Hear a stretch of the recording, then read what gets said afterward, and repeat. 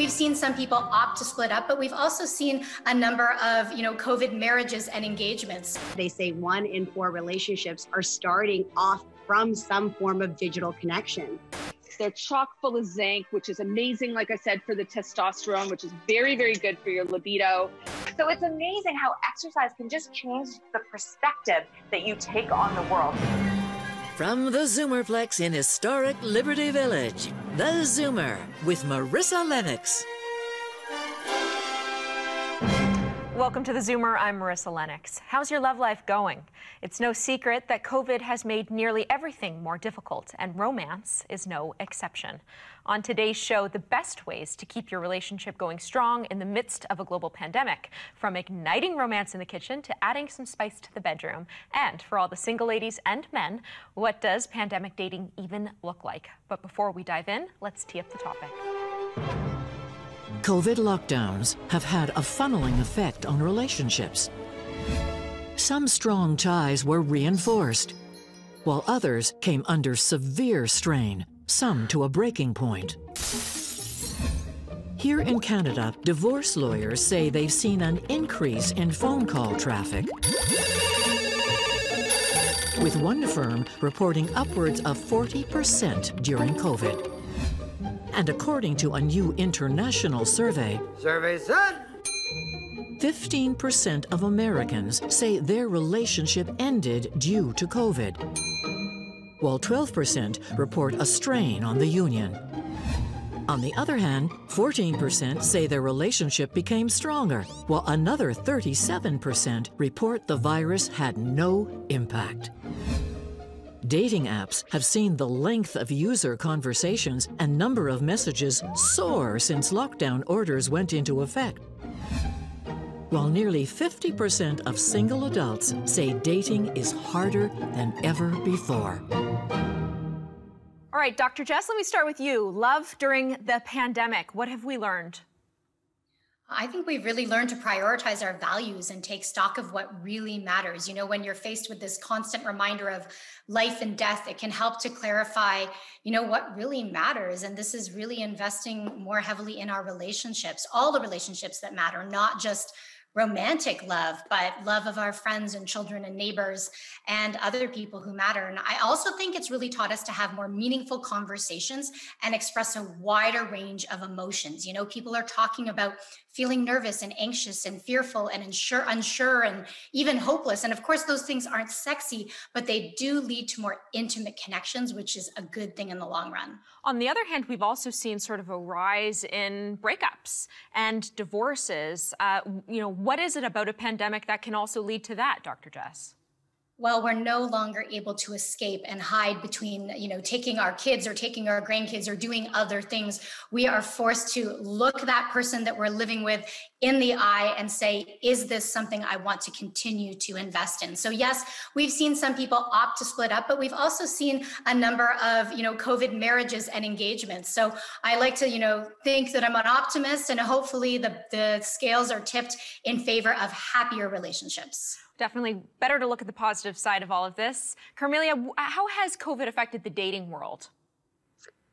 There's been a serious impact in dating, considering I did a recent survey with a dating site, Christian Dating for Free. We surveyed over 2,500 singles, and they reported that the biggest stress is not having a place to date. It's not even about catching the virus. It's more about not having establishments open to actually get to know someone. In addition, people are dating via video. It's nerve-wracking enough to go in a real date, but now you've got to figure out the technology. And especially for those who've never used Zoom or Skype or any of these technologies, it can be really frustrating for singles over 40. Kathleen, how would you say COVID has affected how people deal with intimacy? I think that it's all about intention when it comes to intimacy and fitness. And this is why I love connecting the two things, because with COVID, you have to really make the choice. As it's so easy for habits to be created by default versus design, whether that's the habits of how you move your body or how you interact with your humans in your life. So for example, for me, I have made an intention every single night, my partner James and I take our puppy dog for a walk. And what this does is this reset for us, because I see the dog and all of us like jumping up and down and excited to see me. And, James and I both had like good days, but it's COVID is hard. It amplifies a lot of the natural stressors. So we have made this intentional decision that we want to get outside, we want to walk, and we want to be with each other. And so that intimacy is, you have to take a moment and say, okay, if I let my life happen to me, it'll be by default. I'll, grab any moment of time with my partner. It'll just be, we'll be living in the same space, or I won't see my friends. But if you can be intentional about intimacy, so with my girlfriends, making time to have workouts over Zoom, making time where I say, okay, I really want to see you.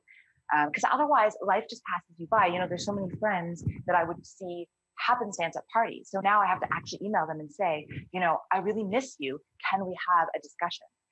So yeah, intention. And Carolyn, is it all bad news, or do you think people are sort of thriving under these conditions, being together all the time? I actually think people are thriving under these conditions, and people are learning new skills that they didn't already have. So for instance, everybody's cooking every single night, except for like the nights that we do takeout, but people are learning new life skills, and they're starting to realize that they're really enjoying being in their kitchen and learning how to cook, or just cooking a lot. The meal planning is a bit of an issue. Definitely. Meal planning is a big issue, I think. Certainly in my household, we have to figure that one out a little bit better, I think. Dr. Jess, let me ask you, what changes in a relationship when two people are together all the time? Because that's been a huge factor, I think, in how the pandemic has affected people's relationships. Yes, absolutely. Whether it's a relationship with a partner, a relationship with roommates or family, we are dealing with overexposure, and overexposure can be really exhausting and frustrating, right? We have no mystery, no novelty. It's hard to create romance and create passion that most of us seek if you're never, ever apart. So I'm always recommending to people to take that time to yourselves. So if you're both working from home, you might feel like you never get a break. So maybe carve out separate time to go for a walk, or, if you're taking a phone call, can you, I know it's very cold out, but can you put on all your layers and just take a phone call on a walk for 5 minutes? You get a little change of scenery. And Carmelia, last question to you. How do you think the pandemic in so many ways has forced people to confront some of the issues that were existing in their relationship? And how have people dealt with that? How have what has your experience been? Well, coaching, therapy, having real conversations about these issues. The pandemic is highlighting issues that were already there, and it's escalating them. So if you can come together when you're not heated, put them on paper and come up with solutions. Ask your partner, what can I do to make this better? How do you want me to react? Do you want me to listen, or do you want me to, sometimes women and men, they just want to talk. They don't necessarily want you to fix things right away. So ask your partner what you can do to help to make their experience better. And sometimes it's a miscommunication. So communication is really key right now without the emotion. That's my key point. When we come back, we'll look at how the pandemic is affecting our relationships. That's next. People are dealing with emotional issues that we've never had to face in our lifetime. It's this constant state of hypervigilance.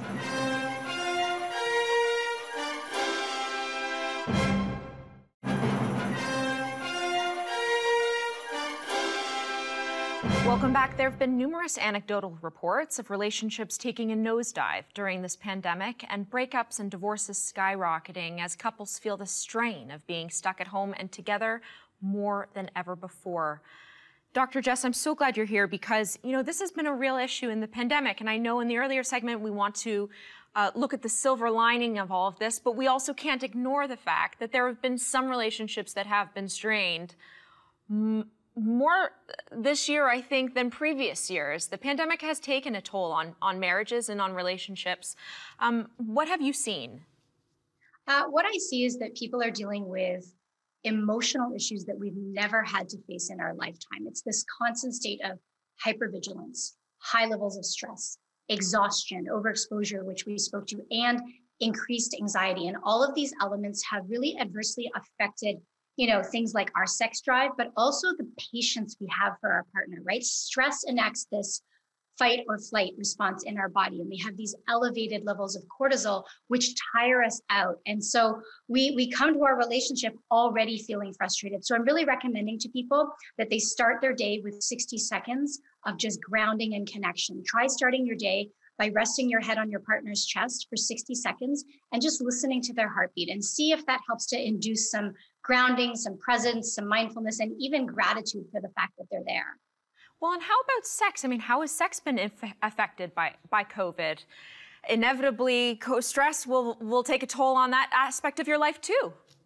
Absolutely. So when we think about those cortisol spikes in the body, that is the exact opposite of what we're looking for in terms of connection, the tend and befriend response. And even in terms of sexual arousal and the body's requirements for sexual response, cortisol has a really counteractive role there. And so many people have lost interest in sex altogether. Many people are reporting that their libido is way down. And I think that's a very common experience.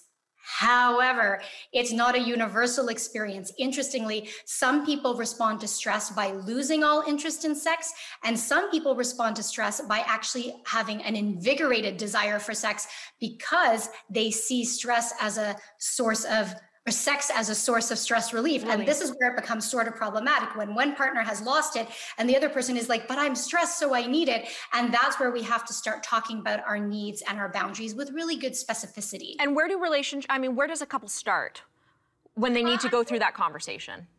That's a great question. I like to start with feelings, your core erotic feeling. What is the emotion that you most associate with sex? So is it love? Is it comfort? Is it being de-stressed? Is it feeling powerful? Is it feeling a little bit challenged? Everybody's is different, sort of like the love languages. So if you can start talking about how you need to feel in order to get in the mood for sex, then you can cultivate desire. This is what we have to remember. The desire for sex doesn't live within us. It's something we cultivate, which is why we start that conversation with feelings and then talk to our partner about what they can do to evoke more of that feeling. What are some other ways that couples can be intimate, sex aside, other ways that you can promote intimacy in a relationship, particularly when you're trapped indoors 24/7 and you might want to bite each other's heads off? I am so glad you asked, because intimacy and sex often become conflated, but there are so many different ways to be intimate. It can be physical, it can be spiritual, it can be verbal, it can be relational. And so, I started with the 60 seconds a day, but the other thing I suggest is, can you break up your day with a 60-second favor, with a random act of kindness to, just make your partner feel important. So if they are working and you hear them on an intense phone call, or maybe they're talking to a relative who sets them off, can you go up from behind and just give them a 30 to 60 second shoulder massage? So that's one way to be intimate. And another way is to simply change the conversation. The death of passion and intimacy occurs in relationships when all we talk about is our family, our work and responsibilities, and our schedules. But change the conversation and start talking about your big dreams, your philosophies, your fears, your politics, things that invigorate you, things that you talk about on a first, second, third date, but stop talking about over time. So use some of the prompts. You can Google, 36 questions to fall in love with anyone, and I post a ton of questions on my social media as well, just to give people prompts to change the conversation away from the mundane. Well, give us some of those questions then. What are some of the best questions, the top 5 questions you should be asking then? Sure, I'll give you 5. I don't know if they're the top. Number 1, when do you feel most loved? Number 2, what is your greatest fear? Number 3, if you could go back to your teens or 20s or 30s, pick any number, what would you change about that decade? A fun one, if you could have a meal or share a drink with anybody from history, anybody in the world, whom would you choose and why? And number 5, what can I do to make you feel safe and cared for right now? We often talk about seniors as one big homogenous group. Of course, they're not. There couldn't be. That couldn't be further from the truth. But talk to us a little bit about how this pandemic has affected the relationship of older adults versus, say, a younger generation. Yeah, one thing I've seen with older adults is that they have had to really refine some skills that maybe have been left to the wayside in terms of the way they communicate, setting boundaries and really clarifying their needs and wants, not only in terms of safety, right? Maybe telling people, no, you can't come for dinner, but also in terms of quality of life. I've also seen older adults get really good at this time at creating strong social networks. So, some of us can really depend on our partners for many things, but other people have really learned that in order to meet their very rich and varied needs, from the social to the practical, to the medical, to the spiritual, all those needs, they require multiple sources of support. And that's what I'm seeing among older adults, really expanding their social networks and taking more structured approaches to asking for support. And I think this is a good thing.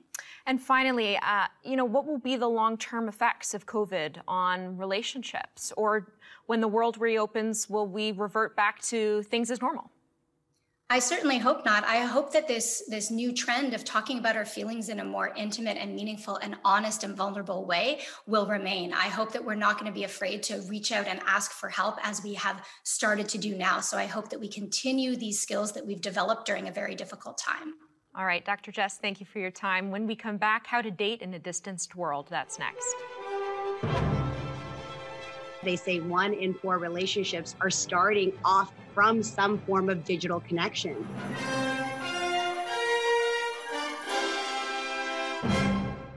Is this the right time to be easing restrictions? It is time to set us free. Get a boomer with zip point of view with theZoomer. What has changed as a result of COVID-19? What we're doing right now, which is not being together. We can never go back to the way we were. You cannot inflict a state of unemployment of 25%. Has COVID given the world an opportunity to change course? Or will things simply revert to the status quo? Weeknights at 11 on Vision.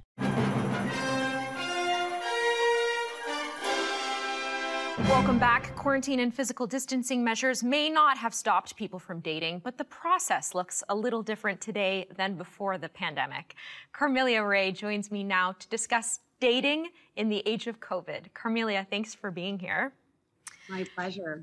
How can someone who's lonely and searching for love navigate this world of physical distancing? Well, there's always the dating sites. That I would highly recommend those who are at home in this digital world to try a dating site, a dating app. There's also social media. They say 1 in 4 relationships are starting off from some form of digital connection. So whether that's LinkedIn, Instagram, I don't know that Zoomers would be doing Snapchat, but you can, Facebook is a popular way, and Facebook has now even added a dating platform. So definitely try out and explore these different things. Another option could be to try interest-based groups. There is eventbrite.com where people can go and look for events that are interest-based versus single-based. Although I'm seeing so many pop-ups of speed dating and cooking classes and yoga and meditation. So there's lots of opportunities where you can try virtual experiences and virtual events. So there is no need for anybody to feel lonely. But often the hardest part is taking the first step. And for a lot of older adults, the stigma of meeting someone online still holds. So what advice do you have for someone who's just sort of uncomfortable with online dating apps? I would definitely be seeking support. I'm hoping that some of these older mature singles will have somebody in their family, a caring grandson or a daughter or friend or somebody that can guide them through that process. It can be very scary on their own. And if they're not interested, again, in a traditional dating platform, they can go to a social platform like Facebook. And if they're concerned, there are third-party verifiers and checkers before they, venture out or introduce themselves to somebody in the real world that they can rely on to do a little bit of research, and certainly looking for a professional or possibly considering working with a dating coach could be great for somebody who's really just foreign to the process. Now, online dating existed well before COVID, but I think it has totally taken off during COVID, of course, because we have to stay distant from one another and there's no other way to meet people. So how has COVID affected online dating specifically? Well, there has been, in some cases, almost a 200% increase in messaging, in video. A lot of dating apps and dating sites have incorporated video and voice so that there is that seeming connection and makes it feel a little more, real life. So that's what dating sites have done. And also because people are lonely, they're open to establishing friendships and not necessarily making it about dating, but making it about establishing, you know, a friendship or just communication versus the attachment to it must be a romantic relationship. All right, so what tips do you have for people that are considering setting up a profile for the first time? What do they do? What picture do they choose in order to make sure they meet the right person? What advice do you have? What first steps should they take? Well, the first step, of course, is to have great lighting. I am on dating sites all the time, and it's surprising to me how many people, I can barely see them because they're taking photos in the dark. The other thing to note is to wear a smile. I think that if you're not going to wear any accessory whatsoever, is to wear a bright smile. You're far more approachable, and there's a 400% chance you're going to get more messages just by wearing a smile. Now, the other point of that is to make sure it's recent. Yeah. I strongly recommend, it's not your college photo, it's not the photo you wish you looked like, that it was taken within 3 to 6 months. For all of my private clients, I take brand new photo shoots and I take it according to that season or time. We're in the winter, so you're not going to see me in a summer dress in the winter time. So be mindful of that. And also, it's good to rotate and change your pictures out just to see which photos are getting more attention. When do you feel like you're getting more messages? And color is really important to stand out. Using a bright red, even if it's red lipstick, and the gentleman as well. Don't just use, the black t-shirt or sunglasses. Remove the sunglasses, remove the hat, make it easy to identify yourself. And those are my top tips for photos. And so now your profile's set up, you have your beautiful photo, and who sends the first message and what do you say? Oh, this is, some ladies that are listening to here might think, oh, I could never send the first message. But I have to tell you, you have to be proactive. This is not about waiting to be messaged. You're going to have more success when you can reach out in a polite way. People are open and willing to be messaged. And gentlemen quite appreciate when the lady makes the first move. And it's all in the context. So I would say respond to people that seem like they've got what you're looking for, but also make sure that you're being proactive and that you're reaching out. What's a good first message? A first message should include some flattery. So obviously it's got to be fun and flirty, and it should always end with a question. So that it starts a dialogue and engagement. Statements like, oh, hi, you look nice in your photo. Like, okay, what now? So if you can be very specific about a picture, an image, a statement, the more personalized you can make that message, it'll have that person feel special and not let you put some copy paste message and that you've sent that same message to 30 or 50 other people on the platform. So personalization really goes a long way. Okay, very quickly, because I have to ask, what advice do you have for people that have been dating online, or maybe they've had a socially distanced walk outdoors? How do they transition to now an indoor intimate relationship? Well, I would advise wherever possible that you both take tests. Obviously, you don't want to put yourself at risk. It's also important that you ask about the family situation, who is living with them. Make sure that you both feel safe. And then, of course, when you are meeting in your dwelling spaces, I would still make sure that you are, practicing that safe distance, but make sure there's consistency there. You want to make sure that your health is at most important. And once we have the vaccine and everything else, then I would feel more comfortable, especially speak to your doctor. I'm not a health professional. I think you need to use your common sense with a combination of some assurances that this person is safe enough for you to have that first kiss or go for that hug. All right, Carmelia, thank you. Up next, taking the romance to the kitchen. Stay tuned. I'm going to cook with smoked oysters today. Oysters are amazing because they're very good for your libido.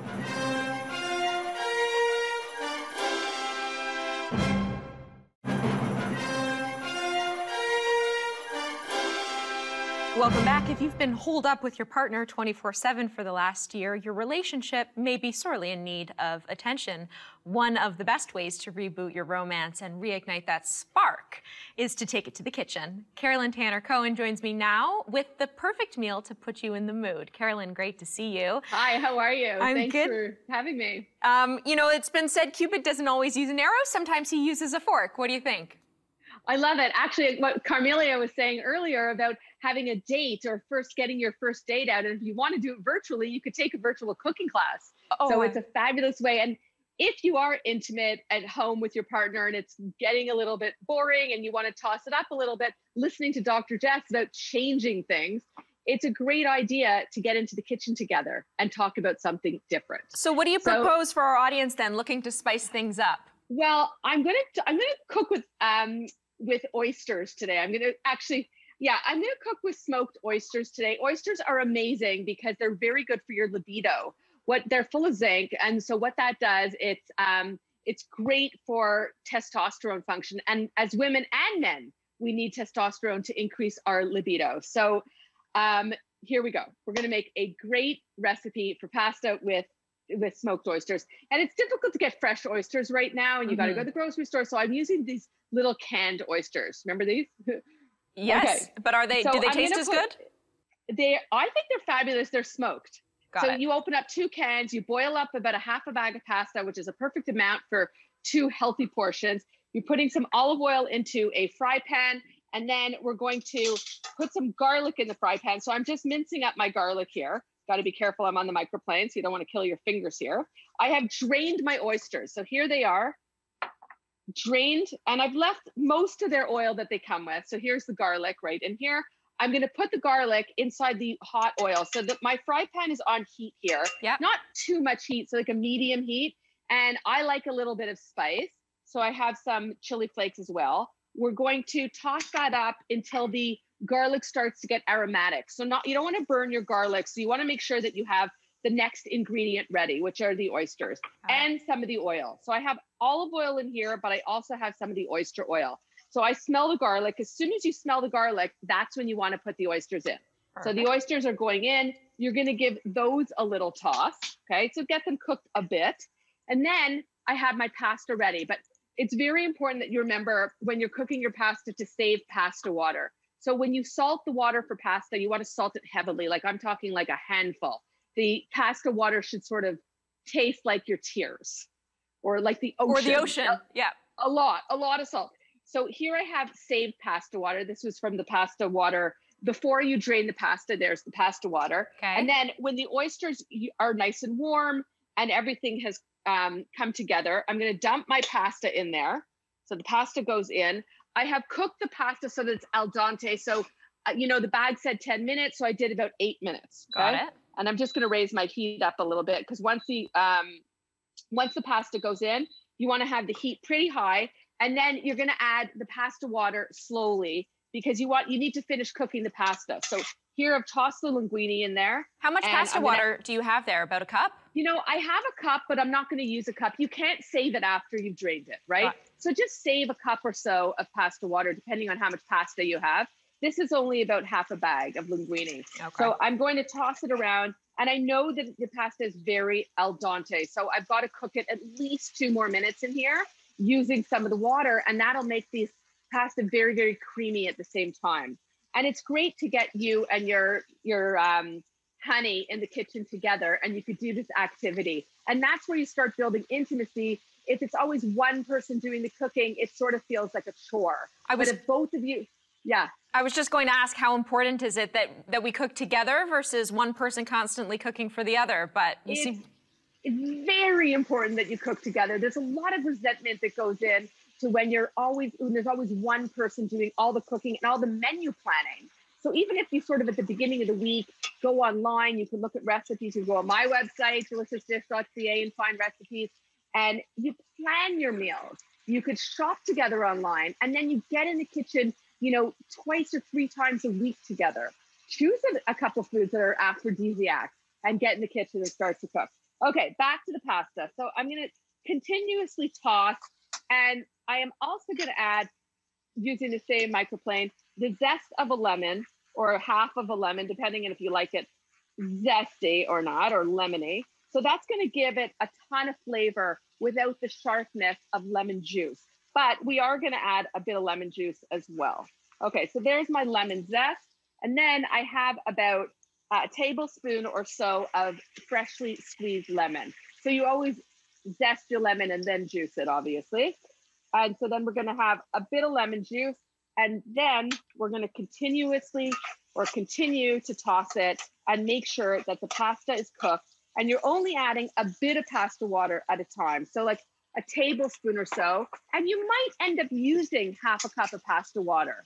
And don't worry about, if you have too much pasta water, because if you do have leftovers, when you go to container this and put it in the fridge, drizzle a little bit of pasta water over the pasta so that when you have it the next day, it hasn't become like sticky. When you take out pasta from the fridge and the next day and it's like super sticky, if you've added a bit of pasta water, you won't have that situation.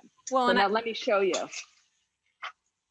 Let's look at this delicious finished product. Takes no time at all to cook those oysters. No, it's no time. The oysters are cooked, they're smoked. So they have an incredible flavor. And they add a beautiful bite to this, and there's protein in them. They're really, really good for you. They're chock full of zinc, which is amazing, like I said, for the testosterone, which is very, very good for your libido. And it's a dopamine enhancer as well, which you need for sex drive. Okay, and there's a little bit of, I'm just gonna grab a towel because the cast iron pans get so hot. And there's a beautiful little pan sauce that happened with the olive oil and the pasta water and the lemon juice. And check it out. A beautiful. That looks great. Delicious. Yeah. Gorgeous, right? All right. Get in the kitchen and cook with your honey. Thank you, Carolyn. Great to see you. You're welcome. When we come back, Kathleen Trotter joins me with exercises to boost your confidence and stamina. That's next. It is a global pandemic right now. We are not in the land of perfect. We are in the land of consistently showing up for yourself to the best of your ability.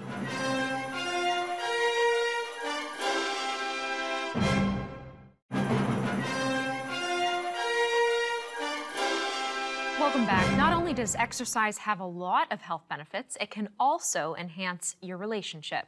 Kathleen Trotter joins me now with at-home exercises to boost your self-confidence and stamina. Kathleen, great to have you here. Before we jump in, talk a little bit about the relationship between exercise and romance. Well, I don't know about you, but when I feel good about myself, I bring my best self to James. I know if I am feeling like my day has been frustrating, or if I feel crappy in my own body, I'm more irritable, I'm less patient, I'm just a less good version of Kathleen. We actually have this thing in our relationship that if we're having a fight, I will say, you know what, I'm just going to go for a walk. And I literally leave the house, I go for 10 or 15 minutes, and he knows he's okay with that, because he knows when I come back, I will have better perspective. I normally will say to him, you know what, you were right, I was wrong. So it's amazing how exercise can just change the perspective that you take on the world. Everything just softens slightly. You can see other people's perspective, and you feel, because you feel more confident and more like in your body, you can give the other person a hug, a kiss. You just feel more, I don't know, sensual, sexual. Just, you feel better. Honestly, it's amazing. The worse your mood, the more important the workout. I say this to clients all the time. The worse you feel in your own body, the more irritable they are, the more tired you are. You just have to go out and move. Even if it's playing a song, a music, and dance around. Like, I love Britney Spears. So if I feel like crap, I will play 3 minutes of Britney. And by the end of it, I'm like, I can do this. I can conquer the world.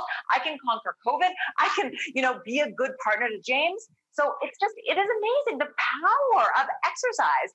And it's good for you, and it's good for all of the people in your life. You bring a better version of you to your parents, to your kids, to your significant other, to your friends, when you feel good about yourself. It's great advice. So what are some exercises we should be doing? Do we wake up in the morning? Are we pumping iron? Yeah, How big the workout does it need to be? Basically, you have to do whatever you can do consistently. And, Dr. Jess talked about doing something in the morning to create intimacy. I would say if you win the morning, you win the day. Something small, a little walk, some stretches, do a little bit of yoga, or even just, some squats. I love using just a towel to do some stuff.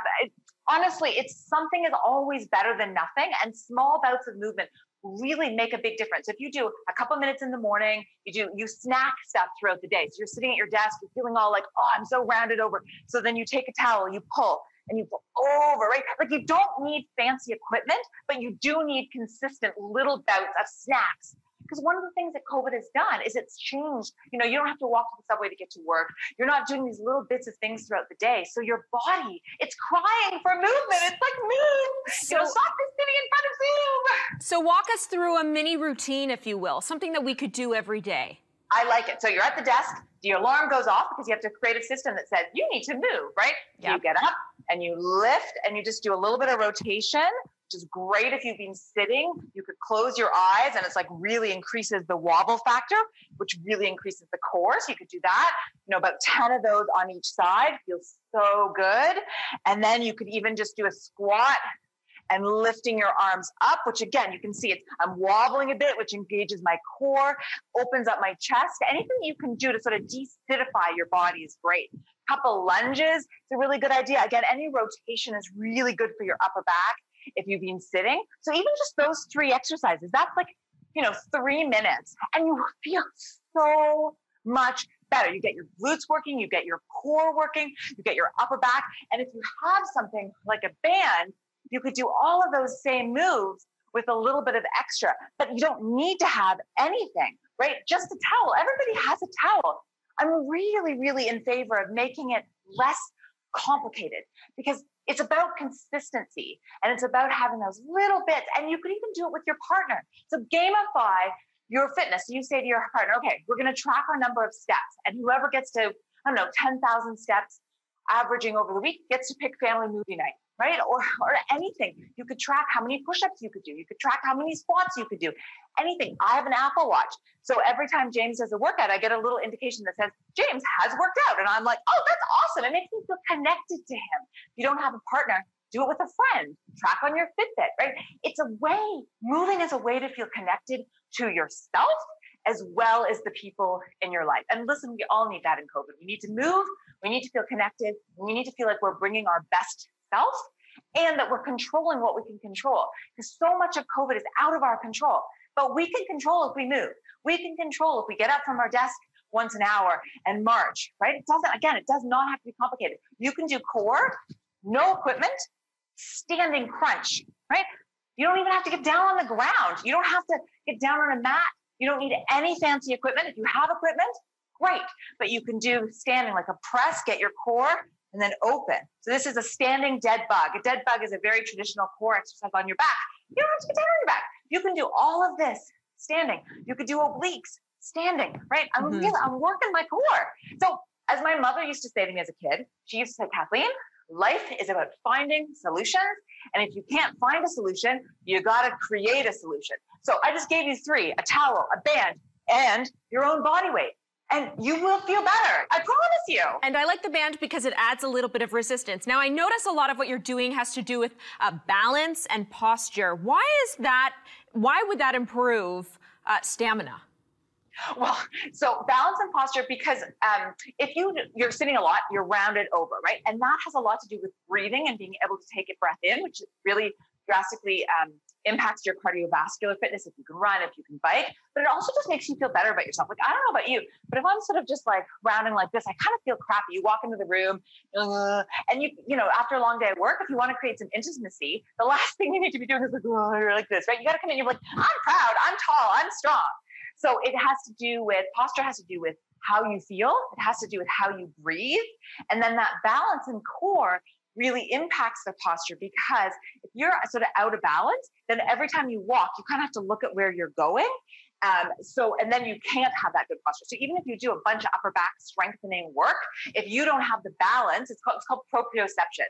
It's your body's ability to connect your mind to your body. So you can do as many rows as you want, you know, with the band, as much sort of upper back strengthening work as you want, that like posterior chain work. But if you don't have the core and the balance, then you're just going to sort of wobble and you're going to look at the floor and then you're going to bend over. So No, it all works together. The body is connected. Very quickly, final question. In terms of frequency, what should we be looking at? How many minutes a day? How often? As much as you can do. Okay. We get so caught up in everything being perfect that it's the nemesis of it after getting stuff done. People are like, oh, well, I couldn't do the best workout, so I didn't do anything. That's ridiculous. Something is always better than nothing.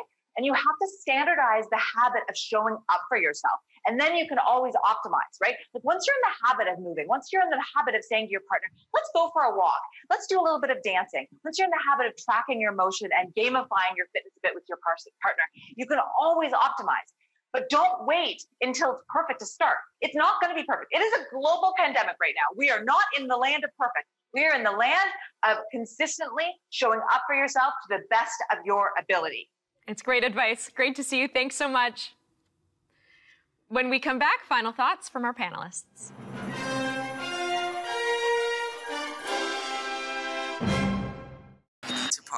In these frightening times, you need a trusted source of information from a point of view that matters to you. In this special episode of theZoomer, we take a trip around the world to see how people are coping with COVID-19.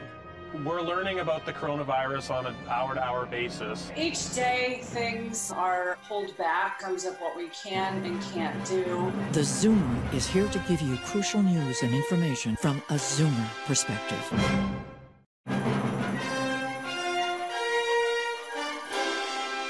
Welcome back to theZoomer. Before we go, my panelists will leave you with their final thoughts. Carolyn. So get in the kitchen together. I think that's my final thought. You know, it decreases resentment of one person always cooking, and it gives you a great fun activity with your partner. Dr. Jess. Take a digital detox. Take a break from your tech devices. At least set 1 to 2 nights a week where you don't take your phone, your tablet into the bedroom or at the table, and see how that changes the way you connect. And Kathleen. Something is always better than nothing. I think we think with exercise that it has to be an hour workout to make a difference, but intentionally set aside 1 minute, 2 minutes, 3 minutes, dance around your living room, go for a walk, just have some fun with your partner or a friend while you're moving and exercising, and you will feel better. All right, that's all the time we have. Thank you to my panelists and, of course, our audience watching at home. We'll see you soon. For now, it's time to zoom out.